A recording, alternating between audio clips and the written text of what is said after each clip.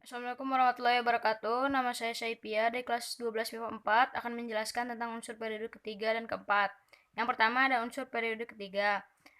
Unsur periode ketiga anggotanya yaitu Na, Mg, Al, Si, P, S, Cl, dan Ar. Ini adalah nomor atomnya 11, 12, 13, 14, 15, 16, 17, dan 18. Ini ada sifat-sifat dari unsur periode ketiga. Yang pertama, Na hingga Al itu merupakan logam, tapi Si yaitu Si metaloid. Metaloid itu apa? Bisa logam, bisa non logam. Dari P sampai Cl, PsCl itu non logam dan Ar itu gas mulia. Selanjutnya sifat dari unsur periode ketiga yaitu dari Al hingga Na itu adalah reduktornya semakin kuat. Dari Si hingga Cl, oksidatornya semakin kuat. Ar kenapa tidak? Ar tidak reduktor dan tidak oksidator. Nah, lalu kita ke basa. Sifat basanya. Dari Na sampai Mg, ini yang hijau, basanya semakin kuat. Tetapi Al itu amfoter atau bisa asam, bisa basa. Nah, dari Si hingga Cl yaitu asam oksi semakin kuat. Jadi Na pada basa jadi NaOH dan Mg pada basa jadi MgOH2. Ini ada di unsur alkali dan alkali tanah, ada di sana. Lalu kita ke asam. Si jadi asam itu H2SiO3. P di asam itu jadi H3PO4. S di asam itu jadi H2SO4, Cl di asam jadi HClO4. Ar tidak asam dan tidak basa. Lalu kita ke titik didih. Titik didih dari Na hingga Al, titik didihnya semakin besar. Jadi plus Na plus, Mg2 plus, dan Al3 plus. Semakin besar, muatan ikatan logam semakin kuat. Tapi Si di sini titik didihnya paling tinggi. Jadi Si bisa membentuk struktur kristal kovalen raksasa. Nah, jika P hingga Cl itu titik didihnya bergantung pada Mr. Kenapa pada Mr? Karena nanti di situ ada gaya van der Waals. Nah, dan Ar titik didihnya paling rendah. Kenapa? Karena Ar merupakan gas monoatomik. Nah, titik didihnya P itu jadi P4, S8, dan Cl2. S8 paling tinggi titik didihnya, lalu ada P4 dan Cl2. Cl2 adalah molekul diatomik. Kalau P4 sama S8 yaitu molekul poliatomik. Nah, NaMgAl merupakan kristal logam. Lalu unsur periode ketiga semakin ke kanan semakin tinggi bilangan oksidasinya dari Na hingga Cl. Ar tidak termasuk. Dari Na hingga Cl semakin ke kanan semakin tinggi bilangan oksidasinya. Lalu ada grafik energi ionisasi P3. Jadi seperti ini grafiknya. Naik turun, naik turun, naik lagi. Ini di sini ada Na, Mg, Al, Si, P, S, Cl, dan Ar. Ar sangat tinggi ya energi ionisasinya karena gas mulia, stabil. Di sini mungkin ada yang nanya, kenapa Mg itu besar dibanding Al? Padahal kan Mg harusnya lebih kecil dibanding Al. Nah, di sini kita jelaskan energi ionisasi Mg lebih besar dari Al. Mg nomor atomnya itu 12 dan Al itu 13. Nah, yang mendekati 12 dan 13 itu Na-nya 10. Di sini Na 10, di sini Na-nya juga 10. Jadi 10 Na 3S2, di sini 3S2, 3P1. Nah, ini orbitalnya penuh 1 2. Yang di sini juga penuh 1 2, tetapi di sini ada lagi 3 orbital, cuman yang kepakainya cuman 1. Jadi lebih stabil yang Mg. Kenapa? Karena penuh menjadi stabil. Jadi energi ionisasinya lebih besar yang Mg dibanding yang Al. Lalu ada pertanyaan lagi, misalkan kenapa P lebih besar dibanding S? Nah, di sini kita jawab lagi. Energi ionisasi P lebih besar dari S. Kenapa? Karena tadi P 15, S itu 16. Jadi Ne10 dan Ne10 juga sama. Lalu di sini 3S2, 3P3. Di sini 3S2, 3P4.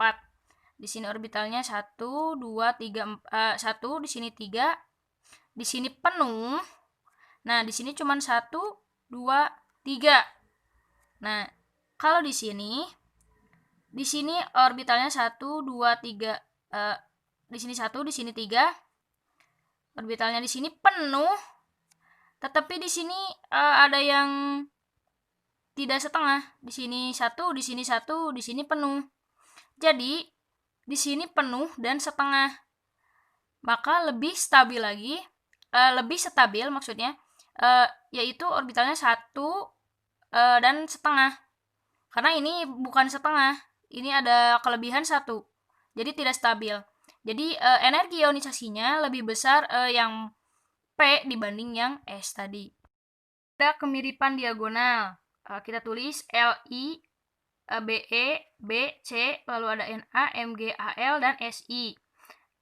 Diagonal berarti ke samping, yaitu Li ke Mg, kemiripannya Be ke Al, dan B itu ke Si. Nah, mirip apanya? Kita lihat contohnya. Li dan Mg mirip jika dibakar di udara dan menghasilkan oksida dan nitrida. Contohnya seperti ini. Li dibakar menjadi Li2O plus Li3N. Dan jika Mg dibakar menjadi MgO plus Mg3N2. Nah, itu yang Li dan Mg. Kalau mirip yang Be dan Al itu apa miripnya? Kita lihat, Be dan Al mirip jika bersifat amfoter. Apa itu amfoter? Yaitu bisa berupa sifatnya asam dan bisa berupa sifatnya basa. Contohnya seperti ini. BeOH2 menjadi asam. Ini kan tadi basa, menjadi asamnya H2BeO2. Nah, sama yang Al ini basa, AlOH3 menjadi asam H3AlO3. Karena ini belum stabil, maka melepas H2O supaya stabil. Jadi HAlO2. Nah, ini yang stabil. Nah, jika yang B dan Si mirip jika dua-duanya bisa menjadi logam atau bisa menjadi non-logam. Lalu kita lanjutkan ke materi selanjutnya, yaitu unsur transisi periode keempat. Anggotanya yaitu Sc, Ti, V, Cr, Mn, Fe, Co, Ni, dan Cu, Zn. Ini adalah nomor atomnya 21, 22, 23, 24, 25, 26, 27, 28, 29, dan 30. Lalu kita mencari konfigurasi elektronnya. Nah, yang mendekati 21 yaitu adalah Ar18, jadi 4s2 3d1, lalu Ti-nya 4s2 3d2, V-nya 4s2 3d3, Cr-nya kena pengecualian jadi dimerahin 4s1 3d5, Mn-nya 4s2 3d5, Fe-nya 4s2 3n 3d, maaf, 3d6, CO-nya 4s2 3d7, Ni-nya 4s2 3d8, dan ini juga ada pengecualian, Cu-nya jadi 4s1 3d10, dan Zn-nya ada 4s2 dan 3d10. Ini adalah konfigurasi elektron. Lalu kita mencari elektron tidak berpasangan. Ada berapa nih yang dari SCT ini nih, dari anggota-anggota periode keempat ini. Yang kita harus cari tahu dulu orbitalnya. Di sini ada 4s2 3d1. Nah, di sini 4s2 berarti di sini berpasangan. Di sini berpasangan ada 1. Nah, di sini tidak berpasangannya ada 1. Berarti di sini ada tidak berpasangannya 1. Di sini berarti tidak berpasangannya 2. Di sini 3. Di sini karena di sini juga tidak ada pasangannya jadi 6.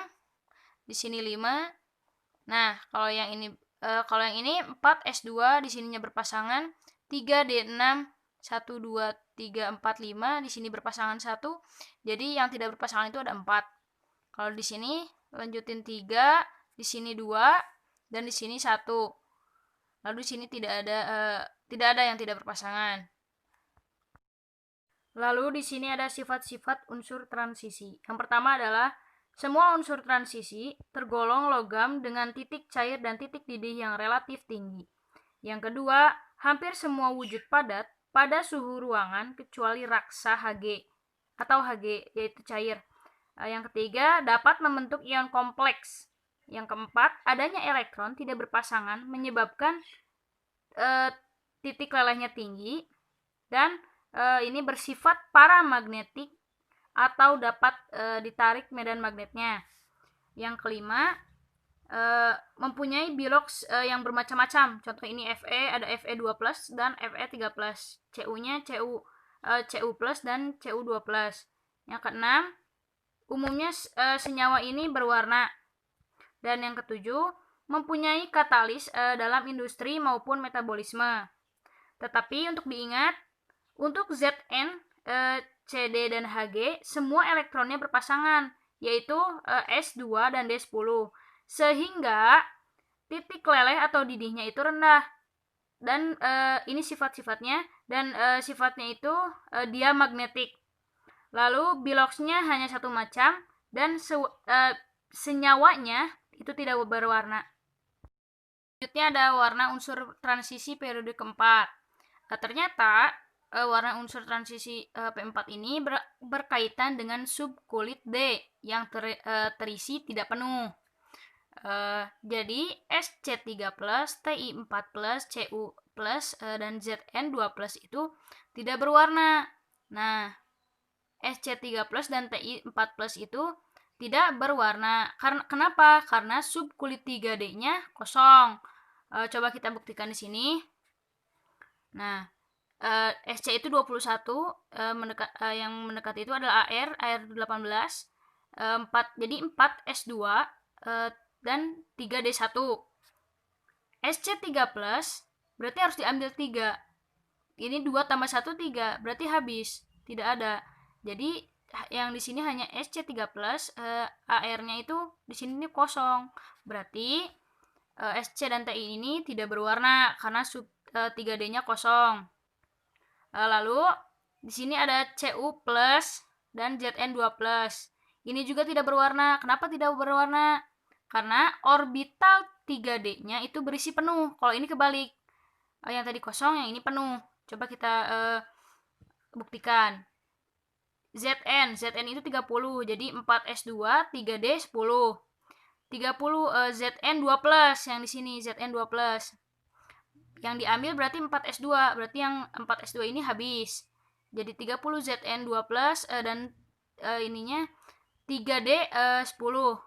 3D10 ini berarti semuanya terisi penuh. Berarti di sininya tidak berwarna. Jadi Cu dan Zn2+ itu tidak berwarna.